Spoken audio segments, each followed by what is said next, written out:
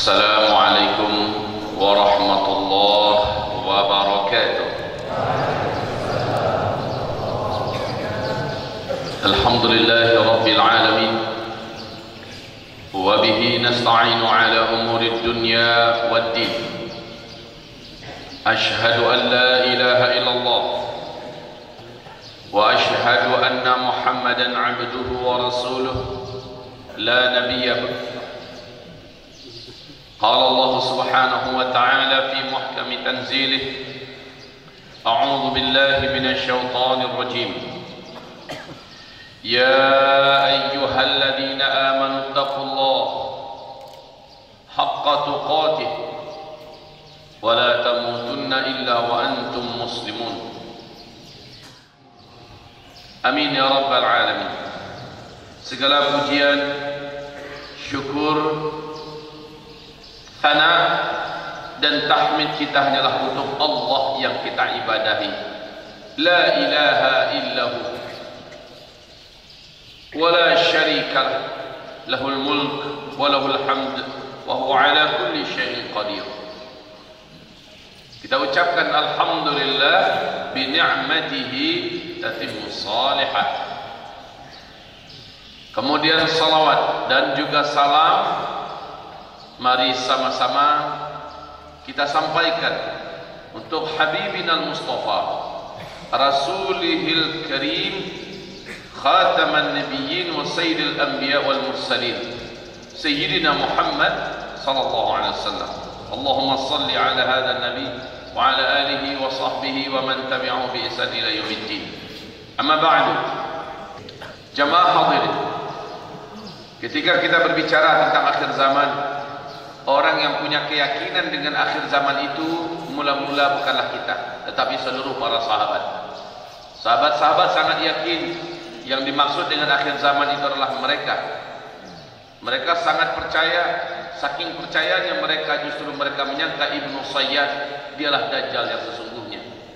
Saking percayanya mereka bahwa kiamat atau tanda-tanda besar kiamat itu terjadinya pada mereka, sampai-sampai Abdullah ibnu Abbas radhiyallahu anhu sangat yakin setelah melihat malamnya meteor melesat menuju ke arah bumi, maka beliau meyakini besok akan terjadi dukhan. Itu adalah indikasi nyata betapa yakinnya mereka bahwa yang dimaksud akhir zaman itu adalah mereka. Betapa yakinnya mereka jarak antara mereka dengan kiamat sudah sangat dekat. Akan tetapi Masya Allah mereka meninggal dunia seluruhnya, dan apa yang mereka yakini belum terjadi. Tabi'in menyalin keyakinan mereka, ternyata itu juga belum terjadi di zaman mereka, dan keyakinan itu semakin dekat oleh para tabi'in, dan ternyata juga belum terjadi pada zaman mereka. Lalu bergantilah generasi demi generasi sampai lebih dari 1400 tahun sekarang ini dari Hijriah, belum lagi terjadi. Namun coba perhatikan bagaimana dampak keyakinan itu kepada para sahabat, kepada para tabi'in, kepada para tabi'in. Keyakinan bahwa mereka yang dimaksud dengan akhir zaman, mereka lah yang dimaksud dengan manusia-manusia yang mendekati kiamat. Dampak positifnya adalah mereka total dalam menjalani hidup, melaksanakan, mengisi umur mereka yang ada untuk agama Allah Subhanahu wa taala. Total mereka dalam menyembah Allah Subhanahu wa taala, maksimal mereka dalam berdakwah demi agama Allah Subhanahu wa taala, untuk tegaknya agama Allah Subhanahu wa taala, dan tidak pernah bimbang ragu mereka untuk berjihad di jalan Allah Subhanahu wa taala. Benar-benar luar biasa habis-habisan mereka berinfak untuk tegaknya agama Allah Subhanahu wa taala. Inilah energi positif yang terkandung di dalam keyakinan dekatnya kita dengan kiamat. Padahal tanda-tanda itu belum terjadi pada masa mereka. Kalau saya menyampaikan kepada umat, tanda-tanda yang disampaikan oleh Rasulullah SAW itu terjadinya pada masa ini, pada masa kita ini. Dan sesungguhnya yang paling berhak memiliki keyakinan seperti para sahabat itu adalah kita. Yang paling berhak seharusnya total menghabiskan umur menjalani masa-masa aman ini untuk menyongsong hari kiamat adalah kita, karena tanda-tanda itu adanya di zaman ini, bukan di zaman para sahabat, tidak di zaman para tabi'in, tidak pada zaman tabi'in, tidak pula zaman setelah mereka, tapi di zaman ini, di zaman kita. Akan tetapi seperti yang disampaikan oleh Ustaz Dunal Habib barusan, bahwa yang beliau tahu hanya 3 di Indonesia. 3 itu mungkin yang agak sedikit tersohornya, padahal lebih memang tak banyak. Ada Ustadz Ihsan Tanjung juga, jadi cukup fokus menyampaikan tentang akhir zaman. Ahbabi yang saya cintai karena Allah Subhanahu wa taala, menjelang kiamat terjadi, kata Rasulullah SAW, akan sangat sedikit sekali ulama-ulama dari umatku yang menyampaikan tentang tanda-tanda akhir zaman, tanda-tanda kiamat. Kata-kata Nabi yang sangat sedikit itu berarti ada, walaupun tak banyak. Dan moga-moga hamba Allah berbicara terhitung dalam yang sedikit tersebut. Amin. Ibarat Allah yang kami muliakan, saya sebutkan dengan ringkas karena waktu kita sepertinya tidak sebanyak yang diharapkan. Idealnya kalau kita mengkaji tentang akhir zaman itu minimal 1 hari, mulai dari ba'da subuh sampai jam 5 sore. Itu minimal. Sebab hal yang sama dilakukan oleh Rasulullah SAW di hadapan para sahabat. Apa kata para sahabat dalam hadis sahih riwayat Bukhari dan riwayat Muslim?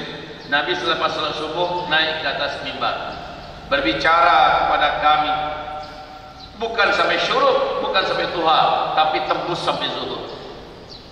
Beliau baru berhenti ketika masuk waktu zuhur dan turun mengimami kami salat zuhur. Setelah itu beliau naik lagi ke atas mimbar, lanjut sampai asar, turun mengimami salat asar, naik lagi ke atas mimbar, lanjut sampai masuk waktu maghrib, barulah selesai. Tidak ada yang beranjak dari tempatnya duduk di antara kami, kecuali orang-orang yang betul-betul punya hajat yang tidak bisa diwakilkan atau ditinggalkan. Dan yang paling hafal di antara kami adalah paling kuat ingatannya dan yang paling cepat menulisnya. Maka Ibnu Abbas berkata, saya adalah di antara yang paling kuat dalam menulis. Rasulullah seharian penuh menyampaikan tentang apa yang telah terjadi dan apa yang nanti akan terjadi di akhir zaman. Kalau Rasul dengan bahasa Arab yang mujaz, bahasa Arab yang ringkas, yang kalau diterjemahkan, tafsir Ibnu Katsir hanya segini bahasa Arabnya, tapi setelah diterjemahkan jadi begini. Fathul Bari, syarah Sahih Imam Bukhari itu hanya segini bahasa Arabnya. Setelah diterjemahkan hampir 3 meter. Lah Rasulullah itu bahasanya sangatlah ringkas. Itu pun memerlukan 1 hari. Saya menyampaikan materi ini di berbagai kota, di berbagai provinsi dan di berbagai negara. Idealnya seminar 2 hari. Full, istirahatnya hanya sholat dan makan. Mulai dari pagi jam 8 selesai menjelang maghrib. Pagi jam 8 selesai menjelang maghrib, baru maksimal. Minimal seperti yang saya katakan tadi, pada subuh hatta ila sa'ah al-khamisah masa'an, wa hadha tamam insyaallah taala. Cukup, walaupun baru 60-70% itu oke lah. Nah sekarang dalam waktu yang singkat ini apa yang mau kita sampaikan? Pengantar. Yang bisa disampaikan hanyalah pengantar. Saya ingin menanamkan kepada kita keyakinan bahwa yang dimaksud Rasulullah SAW itu akhir zaman itu adalah di zaman kita ini. Dari mana kita dapat meyakininya? 1, dari hadis sahih Imam Muslim. Ingat sekali lagi saya katakan saya tidak bisa merinci, tetapi saya akan berikan kunci-kuncinya. Yang pertama dari hadis sahih riwayat Imam Muslim yang menceritakan Umar bin Khattab radhiyallahu anhu saat Nabi ditanya oleh malaikat Jibril yang menjelma dalam wujud seorang lelaki yang sangat tampan dengan jubah yang sangat bersih dan putih, rambutnya yang hitam dan ikal sangat mengkilat rapi. Laki-laki ini seolah sangat dekat dan kenal akrab dengan Rasulullah SAW. Dia bertanya tentang Islam, Nabi menjawab, lalu berkata, jawaban engkau benar. Dia bertanya tentang iman, Nabi menjawab dengan rukun iman yang 6. Sekali lagi dia menanggapi yang ini juga jawabannya tepat. Sehingga kami pada heran seluruhnya, siapa ini orang sebenarnya? Baru terakhir tak ketahuan kalau itu adalah malaikat Jibril, kata Rasulullah sallallahu alaihi wasallam. Dia bertanya tentang ihsan, Nabi menjawab, saya yakin anak-anak kami semua pasti diwajibkan menghafal hadis ini. Tidak ada pesantren melainkan wajib hafal hadis ini. Ya. Kemudian barulah dia bertanya kapan kiamat. Nabi berkata, mal mas'ulu anha bi'alama minas sa'il. Untuk pertanyaan ini saya tak tahu. Mungkin yang bertanya lebih tahu daripada saya. Dan ternyata malaikat Jibril juga enggak tahu. Dan kuncinya dari Allah adalah yas'alunaka 'anis sa'ah ayyana mursaha fima anta min dzikraha ila rabbika muntahaha. Orang-orang bertanya kepada engkau kapan kiamat itu terjadi, engkau selalu menyampaikannya sangat dekat, sangat dekat. Katakan, jawablah kepada mereka, yang tahu kapan kiamat itu terjadi hanyalah Allah. Setelah menjawab demikian, maka si malaikat Jibril yang menjelma dalam wujud manusia ini bertanya dengan pertanyaan final, akhbirni an amaratiha. Pasti menjelang kiamat itu terjadi ada tanda-tanda yang sangat nyata, bahwa jika itu sudah terjadi maka sangat dekat sekali jarak antara orang yang hidup pada masa itu dengan kiamat terjadi. Kalau yang ini kamu tanyakan, saya ada ilmunya. Sini, kata Nabi, saya kasih tahu kamu. Antalidal amatu rabataha wa antaral hufatal uratal alata ri'a asya yatatawaluna fil bunyan. Setelah menjawab ini, yang bertanya langsung pergi. Apa jawaban Nabi tadi? Apabila para budak-budak wanita sudah melahirkan tuan-tuannya, apabila kaum yang kere miskin, mereka hanya sebatas penggembala ternak, saking miskinnya mereka tidak mampu membeli sendal atau terompah untuk mengalasi kakinya, tapak kakinya. Mereka bertelanjang dada saking miskinnya, baju kaos dalam pun atau baju dalam pun mereka tak punya. Tiba-tiba saja mereka menjadi kaya raya dan sangat berkuasa. Mereka menjadi raja-raja dan saling berlomba-lomba serta berbangga-bangga membangun gedung-gedung yang tinggi-tinggi. Awas, kata Nabi, jika zaman itu sudah kalian temukan, maka jarak masa antara kalian dengan kiamat sudah sangat-sangat dekat. Hadis Nabi Muhammad SAW ini, ibarat Allah yang kami muliakan, ditafsirkan oleh hadis riwayat Imam Ahmad. Yaitu Abdullah bin Abbas bertanya kepada Rasulullah SAW, ya Rasul, siapakah yang kau maksud sesungguhnya? Suatu zaman, yaitu orang-orang miskin, kalau mereka sudah muncul, mereka kere-kere, miskin-miskin, hanya sebatas penggembala ternak, mereka tidak beralas kaki, bertelanjang dada, tiba-tiba menjadi kaya raya, dan mereka menjadi sangat berkuasa. Lalu mereka saling berlomba-lomba dan berbangga-bangga membangun gedung-gedung yang tinggi-tinggi, bahwa jika zaman itu sudah hadir, ya Rasulullah, berarti antara kami dengan kiamat sudah sangat dekat sekali. Siapa yang kau maksud? Jawaban Rasulullah adalah humul Arab. Mereka adalah bangsa Arab. Coba kita lihat. Arab dulu sebelum kaya raya, sebelum minyak bumi ditemukan dari dalam perut buminya, kaya apa miskin? Kaya apa miskin? Semua dunia tahu. Negeri gurun Sahara yang luas, padang pasir yang tandus bagaikan tak bertepi, panas, enggak ada apa-apa yang bisa diharapkan di sini. Penduduknya paling banter, hanya beternak di beberapa lembah.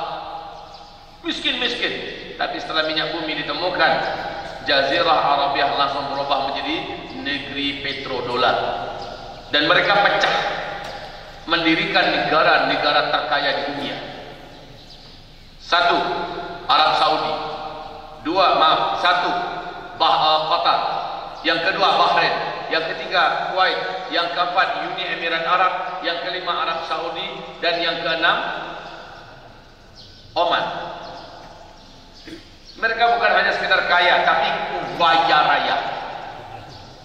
Pakai tasydid, biar lebih serius kayaknya. Dan silakan saksikan masing-masing oleh kita apa yang dibuat oleh masing-masing negara-negara Arab ini, pecahan Jazirah Arabiah ini. Mereka sedang berlomba-lomba memperindah, mempercantik dan membangun gedung-gedung tinggi-tinggi di kota-kota mereka. Nggak usah jauh-jauh lah, Mekah saja perhatikan bagaimana Mekah, Masjidil Haram yang sudah begitu megah dan mewahnya Masjidil Haram. Hari ini Masjidil Haram hanya seperti lempengan kecil, ya. Dan Ka'bah kita seperti satu titik tahiran hitam, dikelilingi dan dikangkangi oleh hotel-hotel megah mewah-mewah, tinggi-tinggi mencakar langit. Lihat Masjid Nabawi kita yang sebegitu indah, megah dan mewah. Mungkin itu gedung terindah dan terbaik yang pernah ada di bumi saat ini. Sekarang ini menara-menaranya tinggi-tinggi sudah tidak nampak lagi kalau kita masuk kota Madinah. Sudah habis dikelilingi oleh hotel-hotel bintang-bintang mewah, ya, bintang 5, megah-megah dan tinggi-tinggi sekitar Masjid Nabawi. Lihat ibu kota Riyadh. Saat itu Raja Abdullah masih hidup. Pangeran Salman yang sekarang menjadi raja di Arab Saudi dilantik menjadi gubernur ibu kota Riyadh. Apa yang dibawa oleh Raja Pangeran Salman saat itu? Ibu kota Riyadh disulap menjadi kota metropolitan ala Eropa, bahkan sekarang sudah mengalahkan Eropa. Lihat Jeddah, ini masih Arab Saudi, ya, Masya Allah. Tapi Arab Saudi yang sudah begitu kerennya, kota-kota hebatnya dibuat, tidak ada apa-apanya dibandingkan dengan kota negara sebelahnya. Kuwait tidak ada satupun negara maju di Eropa dan di Amerika yang tidak minder dengan pembangunan yang ada di Kuwait hari ini. Sebegitu hebatnya Kuwait masih dikalahkan oleh negara sebelahnya, Bahrain. Bahrain adalah negara destinasi atau negara yang memiliki keindahan wisata buatan yang sangat lengkap. Kalau kita bertanya di manakah negara yang paling maksiat di antara negara maksiat yang ada, salah satu jawabannya adalah Bahrain. Paling lengkap itu. Apapun jenis maksiat lengkap di sana. Apapun jenis surga dunia yang dibuat ada di sana. Bahrain harus angkat tangan dibandingkan negara sebelahnya, Uni Emirat Arab. Saya dapat undangan 5 hari ceramah di situ, di Uni Emirat Arab, di Abu Dhabi. Saya dan istri setelah waktu jadwal ceramah diajak jalan-jalan keliling kota. Yang saya saksikan adalah saya tak percaya kalau saya sedang ada di Arab, saking canggih dan majunya Abu Dhabi. Lalu saya diajak ke hotel bintang 7, bukan bintang 5 lagi, hotel bintang 7. Harga satu kamar di hotel itu yang menengah ke bawah nih Ustaz, menengah ke bawah, harga satu kamarnya hanya 150 juta satu malam. Harga secangkir kopi di hotel itu ditawarkan pada saya dan istri. Untung kami mengatakan tidak. Kalau sempat kami iyakan, apa kata pembimbing saya yang menggait untuk keliling-keliling kota, untung Ustadz enggak bilang enggak. Kalau sempat iya, Ustadz iyakan, bocor kantong kami Ustadz. Kenapa saya bilang? Harga satu cangkir kopi di hotel itu 5 juta rupiah. Ternyata kopi itu ditaburkan di atasnya emas murni 24 karat yang dapat larut dalam lambung. Pikir hati saya, buat apa saya minum emas? Diminum sekarang, besok pagi keluar sama kuning dengan kuning-kuning yang lain. Jangan sampai di situ, kalau orang nambang emas.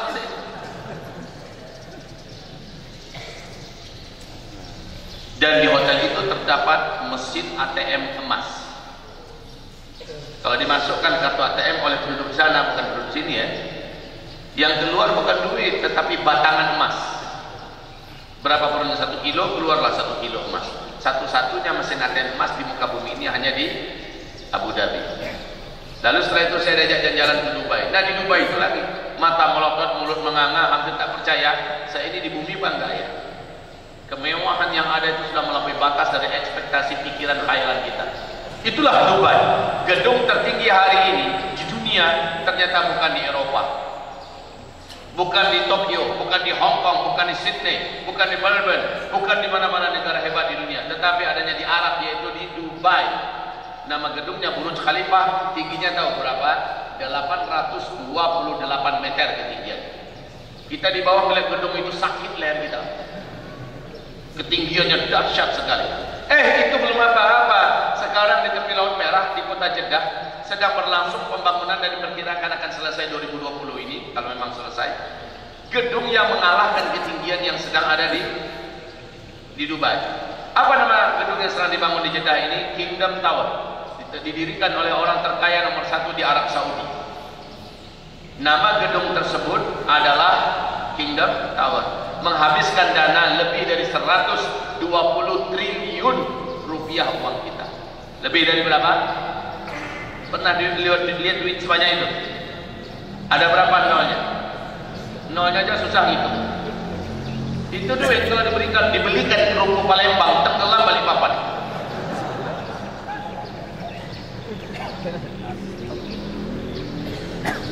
Apakah sudah selesai perlombaan membangun ini?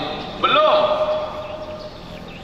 Menjelang saya pulang, saya dikasih hadiah buku edisi Lux, ya, cerita tentang Arab full color oleh Konsulat Jenderal dari Dubai. Lalu apa kata beliau sebelum saya keluar dari Dubai? Kata beliau, Ustaz, September ini, tahun ini, waktu itu bulan Februari ya, 2019, September nanti di kota Dubai akan dibangun gedung yang ketinggiannya mengalahkan gedung yang sedang dibangun di Jeddah sekarang. Di Jeddah aja belum selesai lagi Pak, mau dibuat yang lebih tinggi daripada itu. Ya Allah, saya dapat laporan juga, saya baca berita juga dari majalah Timur Tengah, Kuwait juga mengumumkan mendirikan gedung yang ketinggiannya di atas 1 kilometer. Kalau bukan ini zamannya, maka zaman mana lagi? Yang paling menakjubkan, saya buka buku hadiah tersebut, ternyata halaman-halaman depannya foto hitam putih, baru di belakangnya pokoknya perkembangan Arab tahun demi tahun sampai kepada Arab 2019. Awal-awal 1969 fotonya hitam putih, penggembala ternak di gurun Sahara sambil menghalau dombanya dengan tongkatnya. Saya perhatikan baik-baik, Insya Allah. Ternyata di situ si penggembala ternak tidak menggunakan alas kaki. Dia hanya pakai rompi saja, tidak pakai kaos dalam, tidak pakai baju. Berarti betul-betul bertelanjang dada. Mirip benar dengan hadis yang kita temukan, yang kita baca tadi. Hadis riwayat Imam Muslim. Insya Allah. Miskin, kere, penggembala ternak, tidak beralas kaki, bertelanjang dada, tiba-tiba menjadi kaya raya dan menjadi sangat berkuasa. Mereka menjadi raja-raja dan saling berlomba-lomba dan berbangga-bangga membangun gedung-gedung yang tinggi-tinggi. Jika zaman itu sudah kalian temukan, maka jarak masa antara kalian dengan kiamat sudah sangat-sangat dekat. Ayo, ada yang berani menolak, ada yang berani menantang, ada yang berani mengelak, silakan.